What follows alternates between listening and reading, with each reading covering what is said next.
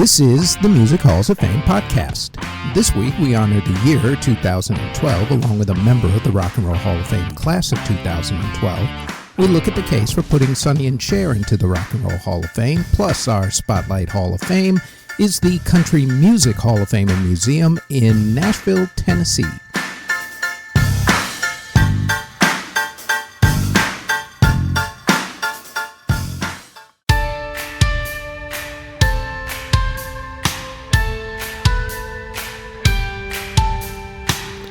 Before we get going with the podcast, like everyone tells you, please like, subscribe, and hit the notification bell so you'll know when these podcast episodes drop, which is usually every Thursday. Now, on to this week's episode.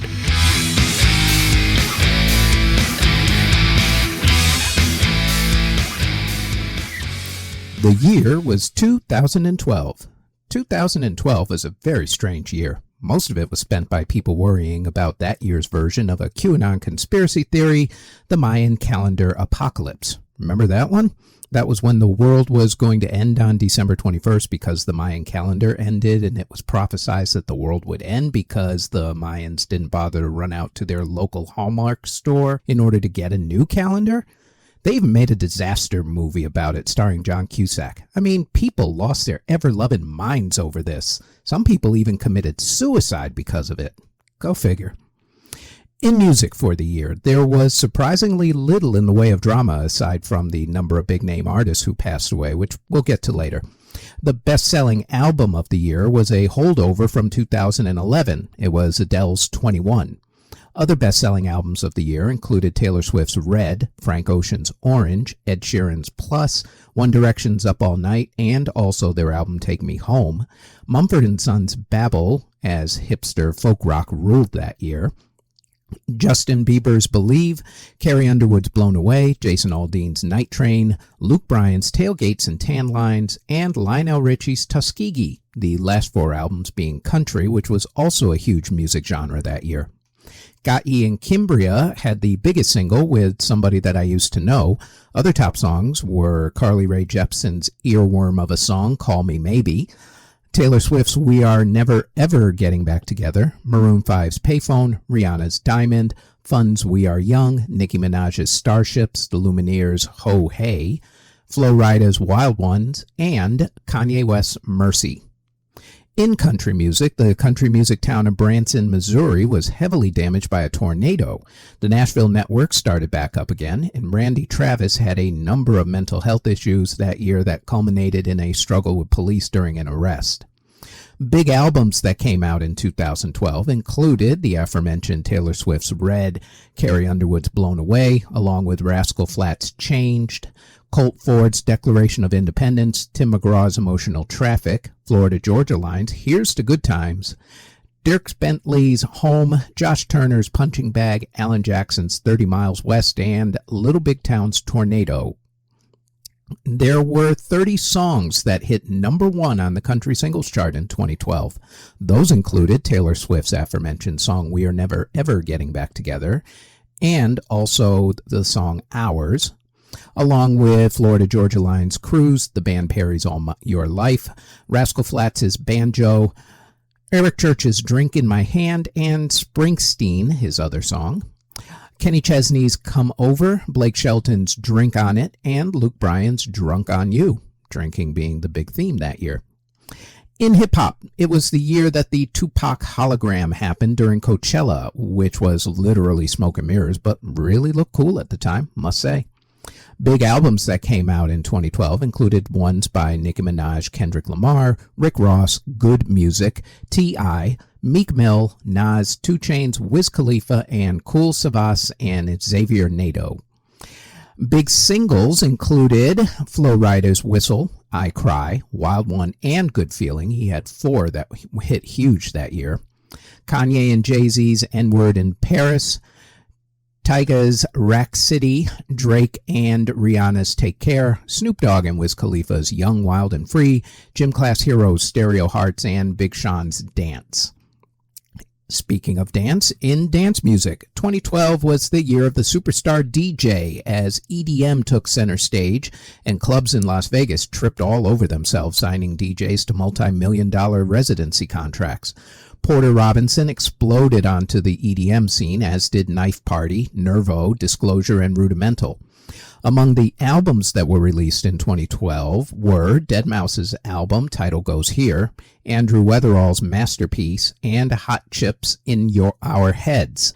Classic EDM songs of 2012 included Chase & Status's Pieces, Icona pop band Charlie XCX's I Love It, Afrojack and Eva Simone's Take Over Control, deadmau5's The Velt, Bauer's viral hit Harlem Shake, thanks to a social media video trend, Knife Party's Internet Friends, and also their song Bonfire, the Tiesto remix of Got Ye and Kimbria's Somebody That I Used to Know, Disclosure's Latch, Cruella's Alive, Calvin Harris and Florence Welch's Sweet Nothings, Zed's Clarity, Calvin Harris and Neo's Let's Go, Avicii and Nicky Romero's I Could Be the One, Zed and Hayley Williams's Stay the Night, Swedish House Mafia's Don't You Worry Child and also Greyhound, Paul Van Dyke's Eternity, Nora and Pure's Come With Me, Avicii's Silhouettes, Tiesto's remix of Coldplay's Paradise, Calvin Harris and Ellie Goulding's I Need Your Love,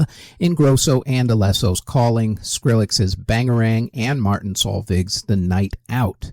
Just about every single one of those songs hit the Billboard Pops chart, which told you just how huge EDM was that year.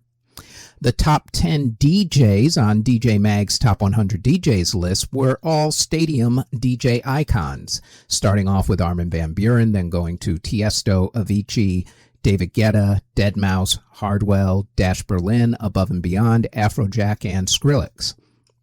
In Latin music, the biggest selling albums and singles were released by Romeo Santos, Prince Royce, Three Ball MTY, Jenny Rivera, who passed away in a plane accident that year, Don Omar, Ricardo Arjona, La Arrolladora Banda El Limón, Maná, Geraldo Ortiz, Wisin and Yandel, Juan Magán, Michel Telo, Daddy Yankee, and Espinosa Paz.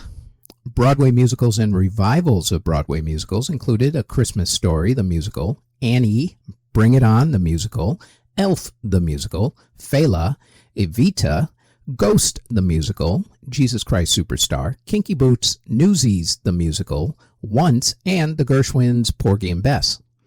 Musical movies that were released in 2012, animated or live action, included Barbie, the Princess and the Pop Star, I Kissed a Vampire, Scooby-Doo, Music of the Vampire, Pitch Perfect, Rock of Ages, Sparkle, Les Miserables, Joyful Noise, and Switchmas.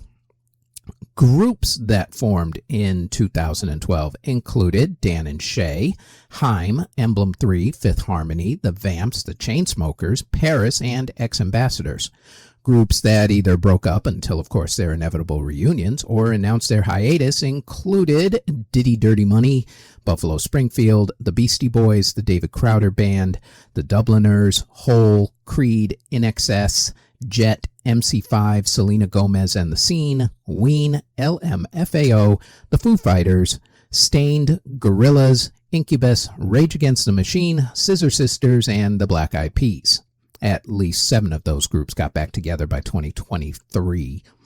Groups that got back together in 2012 included 98 Degrees, the Afghan Wigs, the classic lineup of the Beach Boys, Garbage, the Jonas Brothers, Matchbox 20, the Monkees, No Doubt, The Replacement, and Van Halen. There was one artist's birthday that happened in 2012, Jay-Z and Beyonce's daughter, Blue Ivy Carter. Famous artists who passed away in 2012 included singers Whitney Houston, Jenny Rivera, Etta James, Bob Welsh, jazz master Dave Brubeck, Donna Summer, Davy Jones of the Monkees, Levon Helm of the band, Robin Gibb of the Bee Gees, Daniel Pell of the Corporation, guitarist Tony Sly of No Use for a Name, host Dick Clark from American Bandstand, and of course Dick Clark Rockin' New Year's Eve, rapper MCA, otherwise known as Adam Yauch of the Beastie Boys, and entertainer Andy Williams. In awards for the music of 2012, Mumford & Sons won the Grammy Award for Album of the Year for Babel. Gagne and Cimbrio won Record of the Year for Somebody That I Used to Know. Fun won Song of the Year for We Are Young, and they also won Best New Artist. At the American Music Awards, Justin Bieber won Artist of the Year. At the Billboard Music Awards, it was Taylor Swift who won Artist of the Year. At the MTV Video Music Awards, Video of the Year went to Rihanna and Calvin Harris for We Found Love. Frank Ocean won Album of the Year for Channel Orange, and Tyrese won Best Song of the Year for Stay at the Soul Train Music Awards.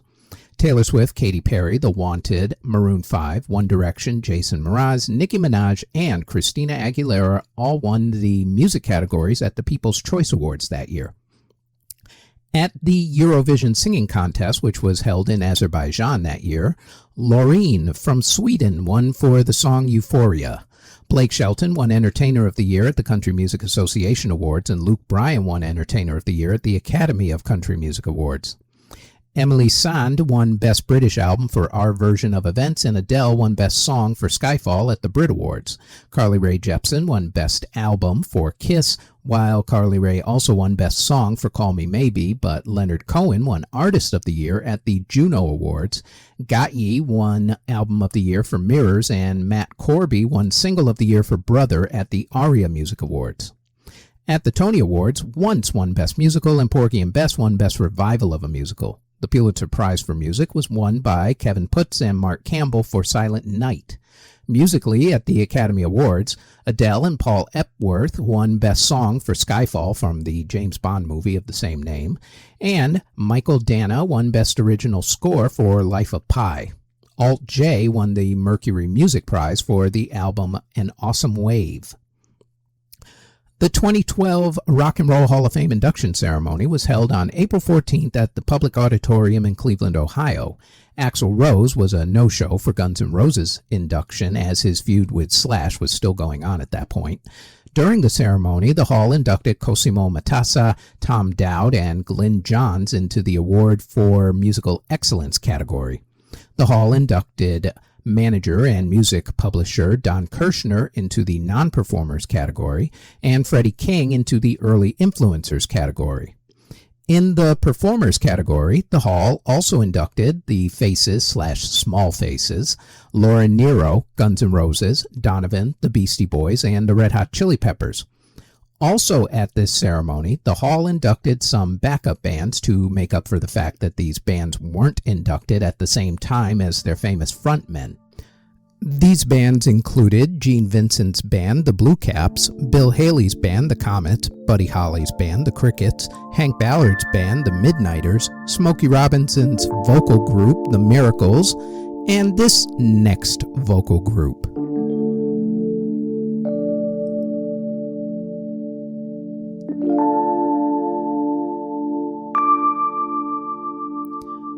James Brown was the godfather of soul, the hardest working man in show business, and soul brother #1, and he earned every single one of those nicknames. The man practically invented the soul genre with his high-energy moves and a stage presence that has been copied by everybody ever since.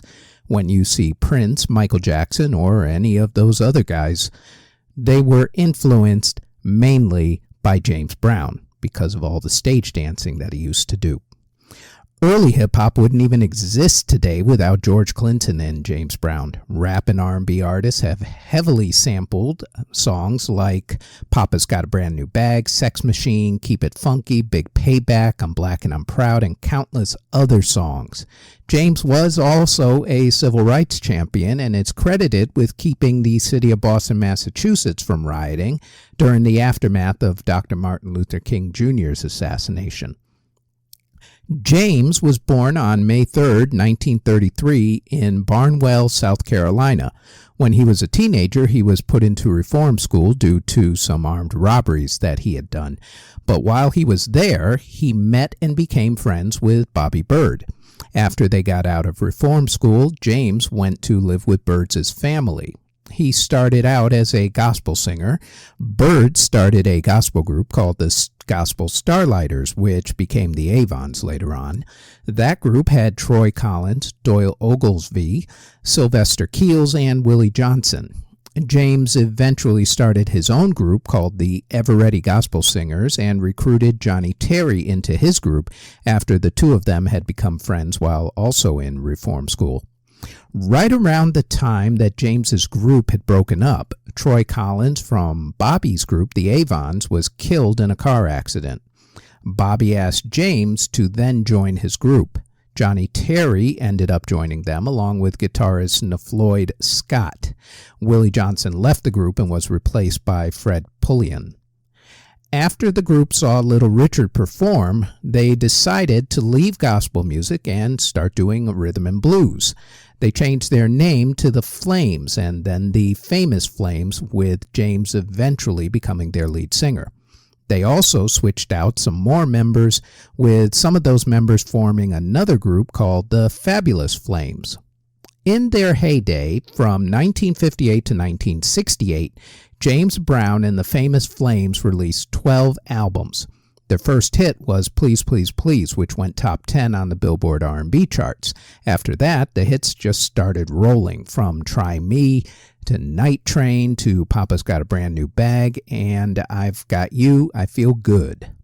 Eventually, the group did the usual music route of breaking up and filing lawsuits over royalties, but James marched on and got a new group together called the JBs.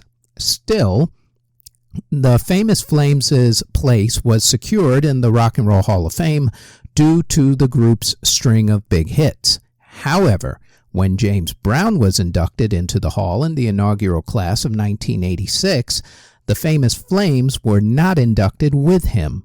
In 2012, the Hall fixed this, along with the other groups whose lead singers were inducted separately, and inducted the Famous Flames members Bobby Bennett, Bobby Bird, Lloyd Stallworth, and Johnny Terry, who made up the core of the group during their heyday.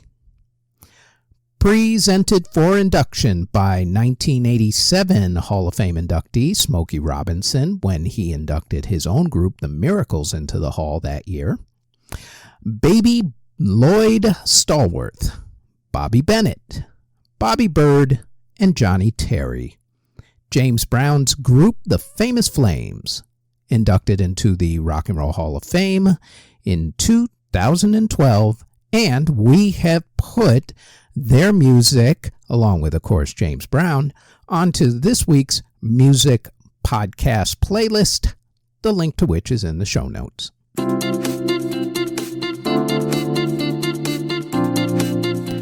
Before we go any further, we'd like to tell you that there is now a Music History In-Depth podcast where we go more in-depth on a few of the events that happened in music history for that particular week. The Music History In-Depth podcast drops every Tuesday on YouTube or wherever you get your podcast from, as does our Music History Today podcast, which goes over the daily events in music history. The Music History Today podcast drops daily, including weekends, on YouTube or wherever you get your podcasts. Now, back to this podcast.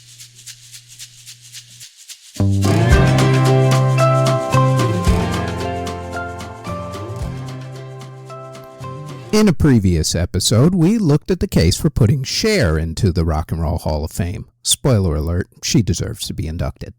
This week, we're going to look at her partnership with her husband, Sonny Bono, to see if the duo Sonny and Cher belong in the Hall. As always, to the tail of the tape we go.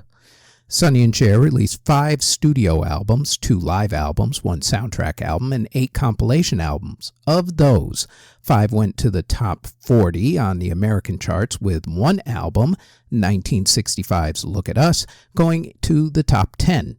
Number 2 to be precise. They also released 23 singles. Of those, 11 went to the top 40 on the American charts, including 7 going top 10, including 2 of those 7 going to number 1, 1965's I Got You, Babe, and 1971's All I Ever Need Is You. The duo received 2 Grammy Award nominations in 1966 and in 1972. Rolling Stone magazine has them at number 18 on their greatest duos of all time list, and they've sold over 40 million records worldwide as a duo. One critic said that the duo were, quote, part of the leading exponents of the rock-folk message type of song, a hybrid combining the beat and instrumentation of rock music with folk lyrics and often lyrics of protest, end quote. Sonny and Cher also have a star on the Hollywood Walk of Fame. Now, while their music was popular in the mid-1960s, at least until psychedelic rock took over, they found a lot of success on television as the TV variety show trend took hold in the 1970s. Cher, of course, then went on to have an amazing solo career that actually started before the duo broke up, in fact, long before the duo broke up, while Sonny instead went into politics until his death in a skiing accident on January 5th, 1998. As far as the duo's worthiness for induction, I'm a little torn. For people of a certain age, as they like to say, they're remembered not for their music, but for the Sonny and Cher TV variety show, which doesn't actually make you hall-worthy unless it's maybe the Television Hall of Fame. Plus, I think that some people are lumping in Cher's solo career with the duo Sonny and Cher, since Cher is definitely worthy of being in the Hall and had massive hits throughout her entire career, including recently with her Last Christmas song. As far as people being influenced by the duo, I think more people are actually more influenced by Cher, the solo artist, than Sonny and Cher, the duo. On the other hand, And the Beat Goes On and I Got You Babe are iconic songs, so maybe I'm gauging this one wrong. I don't know. I'll ask you. Are Sonny and Cher actually worthy as a duo, not Cher singularly, but as a duo, of being inducted into the Rock and Roll Hall of Fame? I've put their music onto this week's podcast playlist so you can decide for yourself. The link, as I always say, is in the show notes.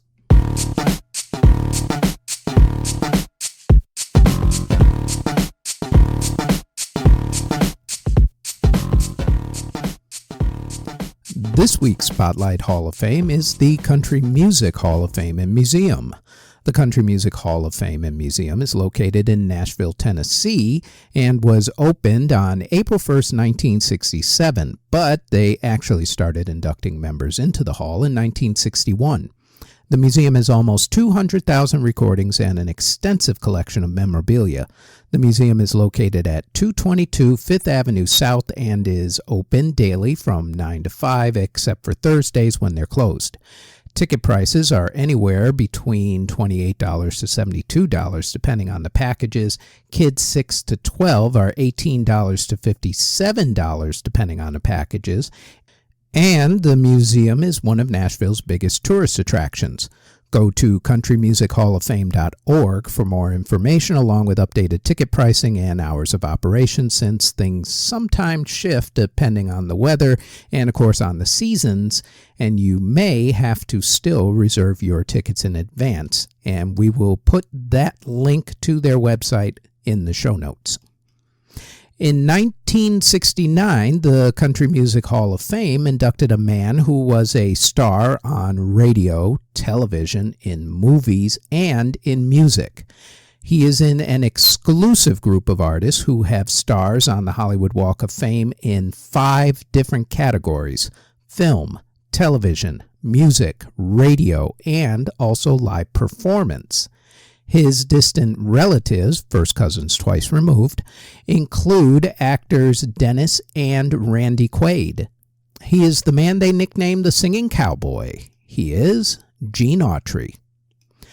Gene Autry was born on September 29, 1907 in Tioga, Texas. His parents moved to Oklahoma when he was a teenager. As a child, he worked on his parents' ranch until he graduated from high school. At the age of 17, Gene decided to strike out on his own, becoming a telegraph operator in Chelsea, Oklahoma. His singing career started in 1928 because of actually someone famous. During his downtime while he was working, Gene would pull out his guitar and sing, a practice that actually later got him fired from that job. Go figure. Before he got fired, though, a customer who was passing through town heard him and encouraged him to sing professionally. It was humorist Will Rogers. As soon as he could afford to, Gene moved to New York City to try his luck in show business. And although he was turned down for a recording contract with RCA Records, he did head back to Oklahoma with some advice to start his career by doing local radio shows. Gene started singing on radio shows in Oklahoma, which got him a recording contract with Columbia Records in 1929. By 1930, Gene was going back and forth between Chicago and New York City, recording hillbilly-style records, and got his first big hit in 1932 with the song That Silver-Haired Daddy of Mine. He also partnered up with another singer while in Chicago, Smiley Burnett, and together they made a bunch of records. In fact, it was because of their act that Autry ended up in the movies when the duo were discovered by film producer Nat Levine.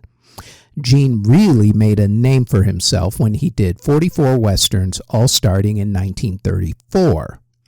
Gene was in the United States Air Force in World War II, where he became a C-109 transport pilot. He also had a radio show at the time called Gene Autry's Melody Ranch, which also ran on CBS Radio from 1940 to 1956.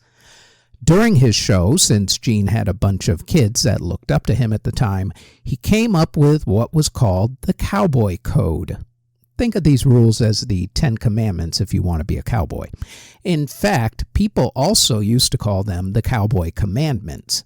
And after you hear the rules, you'll probably think to yourself, man, Gene Autry was woke. Yeah, I'm just kidding. The rules were, 1. The cowboy must never shoot first, hit a smaller man, or take unfair advantage. 2. He must never go back on his word or a trust confided in him. 3. He must always tell the truth. 4. He must be gentle with children, the elderly, and animals. 5. He must not advocate or possess racially or religiously intolerant ideas. 6. He must help people in distress. 7. He must be a good worker. 8. He must keep himself clean in thought, speech, action, and personal habits. 9. He must respect women, parents, and his nation's laws. And 10. The cowboy is a patriot. You know, I actually take that back. He was woke. Anywho, Gene's music and movie career went hand in hand. As he became more popular in the movies, his record sales started to rise, and as far as his music career went, he sang some of the biggest standards in American music history, including his signature song, Back in the Saddle Again, along with Don't Fence Me In, Tumbling Tumbleweeds, and Ghost Riders in the Sky. He also sang some of the biggest holiday classics ever, including Rudolph the Red-Nosed Reindeer, Here Comes Santa Claus, Frosty the Snowman, and Peter Cottontail. In total, he did almost 100 movies and well in excess of over 600 records. Gene was not only a film star and a music star, he was also an entrepreneur. Gene became a ranch owner, buying the Monogram Ranch in 1953 and renaming it the Melody Ranch after the little radio show he had for 16 years. Gene became a partner in a company called the World Championship Rodeo Company, which supplied all the livestock for all the rodeos. He had endorsement deals with comic strips, producing Gene Autry comics in the 1950s. In the late 1960s, he bought the film rights to a lot of his old films from Republic Pictures and made money off of them during the VHS boom in the 1980s. He had a deal with Kenton Hardware Company to make toy guns. Gene also owned the baseball team, the Anaheim/Los Angeles Angels, several TV and radio stations, a small hotel chain, and had a town named after him in Oklahoma. That I don't think he actually owned. Maybe. Gene Autry passed away from lymphoma on October 2nd, 1998. But when you look at guys like Ryan Reynolds and Dwayne Johnson owning a bunch of different businesses to go along with their movie careers, they probably learned how by studying the OG entertainer/businessman model that Gene Autry started almost 80 years earlier because, as it turns out, Gene Autry was actually the template. The man nicknamed the Singing Cowboy because of all the westerns that he made and sang in, Gene Autry, inducted into the Country Music Hall of Fame in 1969, and we've put his music onto our podcast playlist, the link to which, as I've said before, is in the show notes.